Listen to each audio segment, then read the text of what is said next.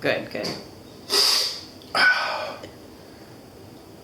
So today we're going to be doing a video about a piece of software called Hook that I found while I was scrolling through Facebook. It popped up on a suggested app advertisement that came up, and I was like, hey, what's this? Let's download it and play around with it. So I played around with it on the iPhone, and it was pretty cool, but Monster Hands over here can't operate an iPhone that well, and I'll show you this later.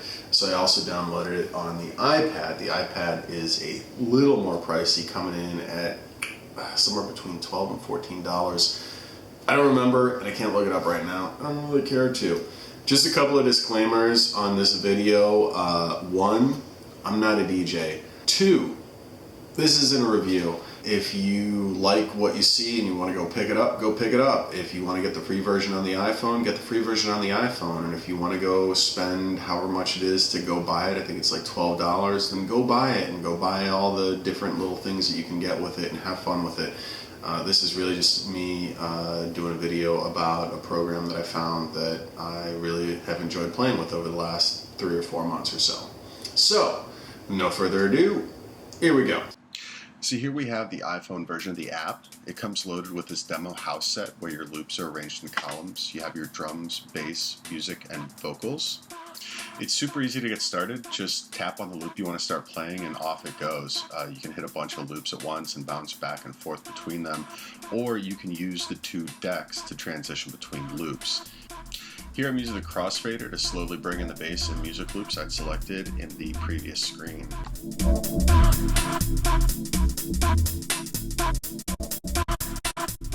Yeah, so then it's just a matter of going between the 2 decks, which I always have the hardest time remembering to do.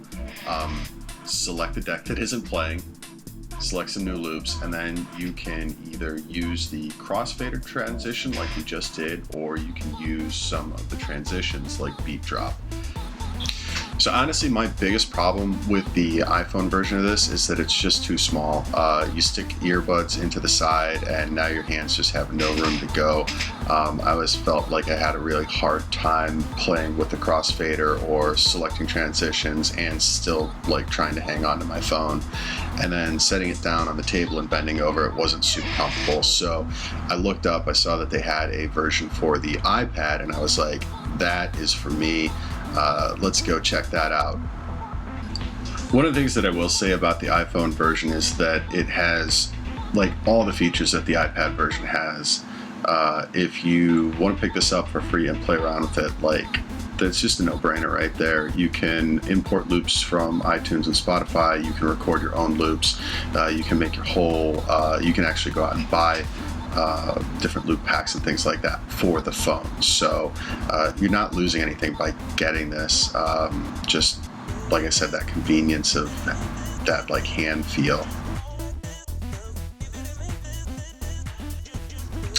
So this is the iPad version of the app. It's got the same basic layout as the iPhone version. Everything's set up in rows and columns, but you can see it's a lot larger. It's a lot easier to maneuver around and get to everything in here, especially when you have it sitting on its little kickstand cover. You can just set it down on that and start pressing buttons. A lot of the cool features it has are really easily accessible through a couple of the buttons on the side down there. Here we can monitor like our CPU usage, battery level, and then we can get into a couple of the other saves, going into the music hub and everything like that.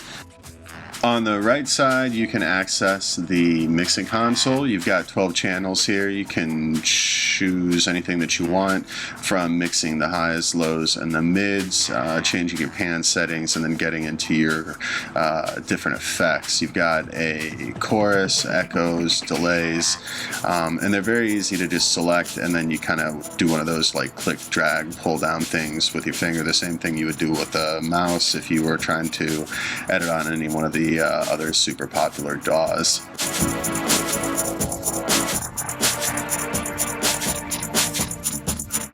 Yeah, so this is it on the kickstand. You can see how much easier it is to just start hitting buttons using the crossfader and then getting back into everything here. The other really big feature about this is being able to edit your loops. You can import loops yourself. You can bring them in from iTunes or Spotify, or you can create the loops either through going in through the input jack or using the microphone, or you can also select some other app that you have on your iPad, and you can use that app to create the loops in this.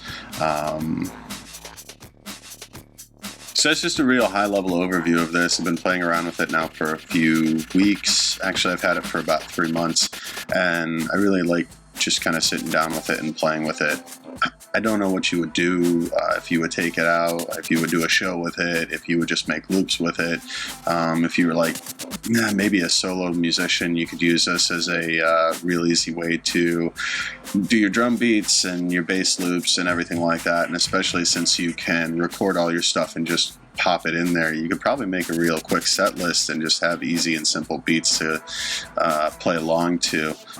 I think in the next few videos we'll just get a little deeper into exploring this, and we'll get a little deeper into exploring this, import our own beats, and just kind of see how cool this thing really is, which I like it. Okay guys, thanks for watching. If you have any comments, leave them below, and I promise it will be a little bit sooner than 6 years before we record the next one. Hit subscribe.